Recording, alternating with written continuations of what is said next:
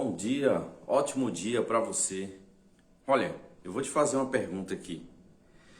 Você está sendo preparado ou está sendo esquecido por Deus? Essa é uma pergunta tanto quanto intrigante, porque para você que é um cristão, assim como eu, para você que busca resposta da parte de Deus, nós nos perguntamos se nós de fato está sendo esquecido. E nem sequer cogita entre nós de que possa ser que Deus está nos preparando. Porque existem muitas pessoas que pedem as coisas a Deus, mas essas pessoas, na verdade, elas não esperam pelo tempo de Deus, pelo preparo de Deus. Igual, por exemplo, aqui eu estou fazendo esse vídeo agora na cozinha da minha casa.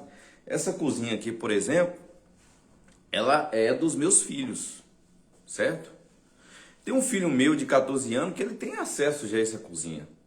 Ele mexe inclusive na faca, né, para cortar um pão, uma carne, um bolo, alguma coisa desse tipo. Mas tem uma filha minha, ou duas, né, ou os três, Maria Fernanda, Pedro Henrique e Radassa, embora eles sejam também herdeiros dessa cozinha e donos do que tem aqui, eles não têm acesso diretamente as ferramentas, a faca, a cozinha, o fogão que tem aqui, certo? E eu também não deixo, por quê? Porque ele não está preparado. Mas isso não significa que ele está sendo esquecido. Então você tem que ter um processo de maturidade na sua vida para você saber separar. Se você está sendo esquecido por Deus ou se você está sendo preparado por Deus. Porque assim como essa pequena ilustração que eu acabei de dar para você, embora a cozinha seja de todos eles, sejam deles, eles não estão preparados para ter acesso ao fogão, à faca e às demais coisas que aqui estão. Entende? Então nós temos que ter esse processo de maturidade. Dado essa pergunta, você tem que entender essa diferença e eu quero te passar algumas coisas aqui. Por exemplo, existe um processo antes do propósito. Primeira coisa que você deve entender aqui, para todo propósito existe um processo. Nada vem pronto, nada acontece pronto. A única coisa que nasce grande é um gigante. E é por isso que a Bíblia fala que você não pode rejeitar os pequenos começos, porque ele é importante, ele é fundamental.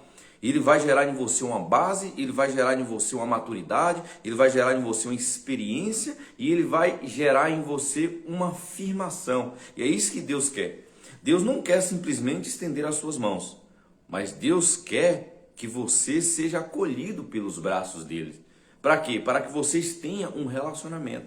Mas não simplesmente um relacionamento de dar e receber, mas um relacionamento de pai para filho, um relacionamento de amor, um relacionamento de orientação, e muitas pessoas não entendem isso. Eclesiastes 7:8 diz assim: o fim das coisas é melhor do que o início dela, e o paciente é melhor do que o orgulhoso. Eu pergunto para você, você tem sido paciente com o processo da vida? Você tem sido paciente consigo mesmo? Você tem sido paciente com Deus? Eu não estou falando a paciência da pessoa passiva, porque existem muitas pessoas que esperam em Deus assim, ó. Ela está parada, dizendo ela que está esperando em Deus, sabe? Mas o esperar em Deus mesmo, segundo a Bíblia, é nós termos um relacionamento com Ele baseado na oração. E uma oração inteligente, uma oração que é pautada nas promessas de Deus. Uma oração que é pautada na palavra de Deus. Igual, por exemplo, não tem como você pedir coisas que não está pautada na palavra de Deus. Com certeza você não irá receber. Mas tem como você pedir coisas que está pautada na palavra de Deus e que Ele diz que iria dar. Só que ao tempo dele. Aí é diferente. Igual, por exemplo, tem um irmãozinho ali que ele é totalmente equivocado. Dizendo ele que ele está pedindo a Deus e que Deus falou no coração dele que ele tem a grande certeza de que a mulher do próximo, a mulher do vizinho vai ser dele. E que o vizinho não merece a mulher que tem. Porque a mulher, ela é uma mulher nova, bonita e também é uma mulher crente e o vizinho não é crente. Olha que loucura. Isso é uma insanidade, isso é uma loucura. Sabe? Agora, quando Deus de fato promete algo nas nossas vidas, Deus promete algo legítimo. E isso não é legítimo, sabe? Então nós temos que ter essa consciência de diferenciação, de maturidade. Existem coisas que cabem para nós, existem coisas que não cabem para nós. Você tem que pedir a Deus as coisas? Tem sim. Tem que pedir a Deus um relacionamento? Tem sim. Inclusive que a Bíblia diz que a esposa prudente vem do Senhor. Eu creio nisso. Agora, você pedir a Deus a mulher do seu próximo, o marido do seu próximo, isso é um equívoco. Isso é engano do diabo. Isso não procede. Então nós temos que abraçar o processo de Deus e fazer uma oração inteligente e ter essa maturidade em Deus para entender as coisas. Segunda coisa, dor que desbloqueia destino. Você sabia que a sua dor, ela desbloqueia destinos? Porque a sua dor, ela vai ter um poder amanhã depois para desbloquear outras pessoas. Mas se você vencer ela, e a nossa dor, nós vencemos ela quando nós estamos em Deus, porque Deus nos cura. Deus quer curar você das enfermidades físicas. Deus quer tirar você da miséria. Deus quer tirar você do caos emocional, mas você tem que se colocar na brecha. E se colocar na brecha, você colocar-se à disposição de Deus através da oração para que o Espírito Santo possa te moldar. Mas existem muitas pessoas que cantam: é Ele, por Ele eu estou gastando a minha vida. Sabe, eu pergunto para você, será mesmo que você faz tudo por Ele? Será mesmo que você se entregou completamente a Ele? E quando Ele disser para você que aquilo não é para você, que esse tipo de relacionamento que você quer se envolver não é para você, que o carro ou a moto que você está pedindo agora não é o momento. E aí muitas pessoas se desesperam, se frustram. Não vale a pena servir a Deus. Por quê? Porque eles querem na hora dela, no momento dela, do jeito dela. E as coisas não funcionam assim. Ei, escute. Deus não vai deixar de ser Deus por causa que você é uma pessoa mimizenta. Deus não vai deixar de ser soberano porque você é uma pessoa simplesmente que fica emburrada, empacada. Deus é Deus na sua plenitude. Deus é bom e Deus é Pai.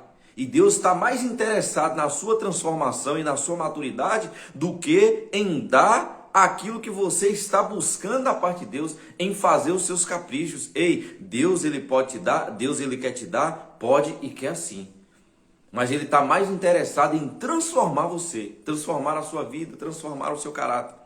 Eu não estou passando para você aqui uma ideia, um estigma de que eu sou um revolucionário, de que eu sou um santinho, coisa do tipo, não. Mas uma coisa você tem que entender e tem que ser aplicado na sua vida. Que é o seguinte: eu posso não ser o que você gostaria que eu fosse, ou o que você esperasse que eu fosse. Mas uma coisa é fato, eu não sou o que eu era antes. Ou seja, houve um processo de transformação. Houve uma transformação na minha vida. E há um trabalhar de Deus na minha vida contínuo. Mas é por quê? Porque é intencional. Porque eu me exponho a Ele. As minhas fraquezas eu levo para Ele. Os meus medos eu levo para Ele. Os meus pedidos, os meus desejos, os meus anseios eu levo para Ele. E com isso Deus vai me mudando, me moldando. E as coisas vão acontecendo do jeito dEle, no tempo dEle. E assim também será sobre a sua vida. Sabe? Então a dor ela vai nos dar um destino uma vez que nós sermos curados. A Bíblia fala em Romanos 8,18, porque para mim tenho por certo que as aflições desse tempo presente não são comparadas à glória que há de vir ser revelada. O que você está passando agora não se compara com o que Deus tem para você. O que você está vivendo agora não é o fim de sua carreira, não é o fim de sua vida. O que você está passando agora é um presente momento, uma preparação para algo maior que Deus tem para você. Sabe? Mas para isso você precisa crer. Você precisa orar, você precisa esperar, você precisa confiar. Não é o tanto que você sabe, mas é o tanto que você confia. Não é o tanto que você simplesmente deseja em Deus, mas é o tanto que você espera crendo que de fato Ele vai fazer. Mas não esperar de braços cruzados, é esperar de boca aberta, profetizando a palavra de Deus de maneira inteligente, de acordo com as promessas de Deus. Aí sim você verá coisas extraordinárias acontecerem sobre a sua vida. E por último, propósito não é conforto, é direção. Quando nós temos um propósito na nossa vida, nós não temos necessariamente um conforto, nós temos uma direção. O apóstolo Paulo diz assim, ó, eu não faço nenhuma, nem duas, nem três. Eu faço apenas uma coisa ele fala, uma coisa é necessário, apenas uma coisa é necessário, esquecendo as coisas que para trás fico e prossigo para o alvo.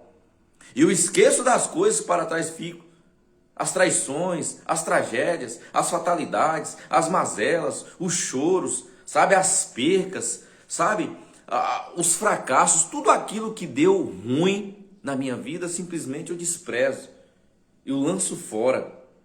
Porque o meu passado ele foi tratado por Deus. E agora eu sigo um alvo. Qual é o alvo? O alvo do prêmio da soberana vocação. Porque Deus tem uma vocação para a minha vida.